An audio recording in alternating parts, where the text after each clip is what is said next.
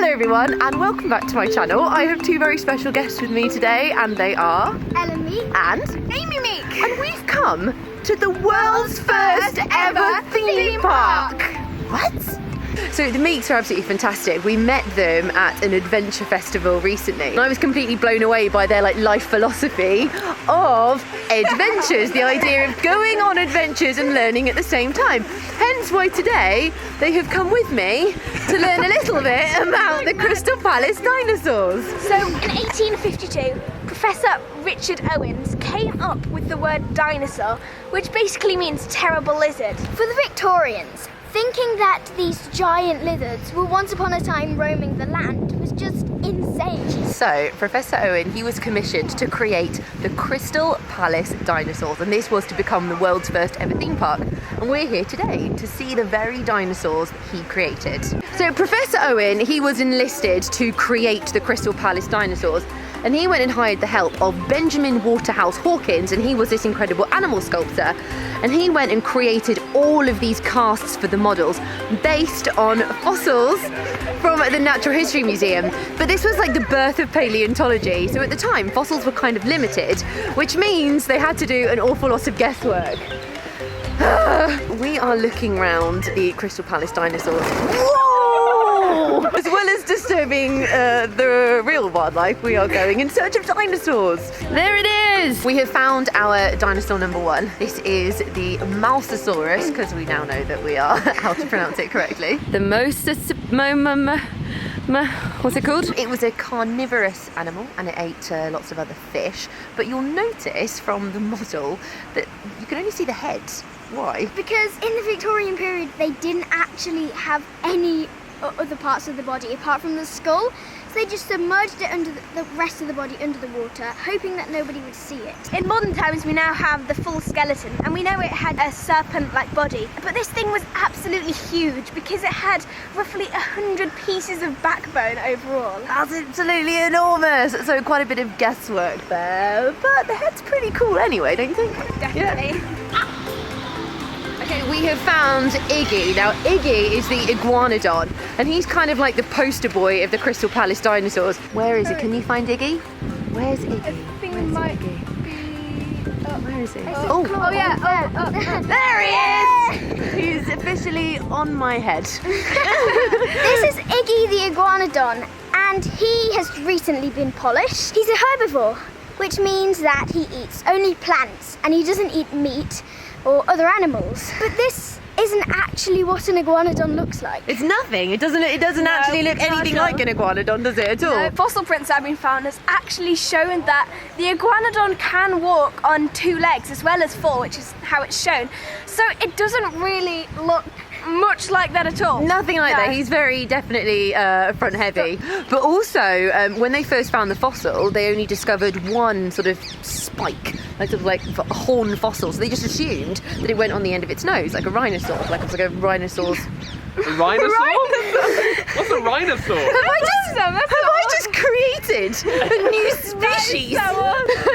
But since they've found further fossils, and they found two of these horn-like bones, it turns out they were actually little thumb spikes. So the iguanodon doesn't have a spike on the end of its nose at all. So you're looking at this one next, right? This one here is the Hylaeosaurus, or the woodland lizard. Why can we not see his face? Well, they actually haven't found many of the fossils for this specific dinosaur, so we've been saying all this time that the Victorians didn't know very much and they had to do a lot of guesswork, but actually we still don't know everything even ourselves. But we do know that they had a heavily protected back that you can see with all of the spines to protect it from predators, and we know that it definitely had a long tail, and we know that it walked around on 4 legs. But we still don't know that much about its face, which is why the decision was made just to turn it away from everybody. It's like, oh, problem solved. Ella, what do we know about this one? Because of all the plants it ate, it kind of produced a lot of gas, and it had a special compartment to help it digest. Yeah. And yeah, that caused it to chomp a lot. So what have you named it? The Mosasaurus. Yeah. Spartosaurus. Yeah. Let's go see some of the water dinosaurs now, actually. We haven't seen any. We've left the world of the land dinosaurs now, and we're sort of visiting more of the water dwellers, and we've just been admiring some of the plesiosaurs. which is sort of the ones with the really, really long necks, it's assumed that the Loch Ness Monster would have been some sort of variety of plesiosaur. Do you believe in the Loch Ness Monster? Yeah, well, I don't know. I don't know. Kind But of. we paddled down Loch Ness and we didn't see it, so we're not sure. I love how casual that was. In a day. Yeah, we did it in a day, me and my dad. But you didn't see the Loch Ness Monster. No. And But we might have seen baby Loch Ness Monster. So there's no proof that it was anything like a plesiosaur. You might have No. seen baby Loch Ness monsters. I don't know. What? It might have been a trick of the waves. You can't just leave this information out. You can't be casual about this, Amy. Right, girls, I don't know about you. I've never seen a dinosaur that looks like a giant frog in my life. No. No, let's have a little look at it because I'm not completely convinced. We are looking here at the Labyrinthodon, and the Labyrinthodon gets its name because of a maze-like structure at the cross-section of its teeth. It's amazing. And that's amazing. The problem with these models is they saw the head and they thought, okay, well this looks like it could be like a frog dinosaur. Hence why they look like They gave it this frog body. Actually, it should look like a crocodile, but it's still quite funny to look at. I like these guys. These are my favourites. Okay, so we've done the Labyrinthodon. Let's go see the Dicynodon. Where is it? Is it over there? Yeah. We're off to see the Dicynodon. We might get the best view actually around there because Do you think so? Oh no, I reckon we can get around here. I reckon we can do it. I can see it through the trees. There it is. It is. Just over there. Dicynodon looks a little bit like a saber-toothed turtle. Wait, hang on. Impression of a Dicynodon? Perfect. They saw its head and they thought, okay, this looks like it could have come, it looks a bit like a turtle head. So they gave it a turtle body and even put a shell on its back. Yeah, we have saber-toothed turtles, but in real life, they wldn't have had shells on their back at all. They'd be more like saber-toothed hippopotamuses. There we go. Ella, give us your saber-tooth hippopotamus.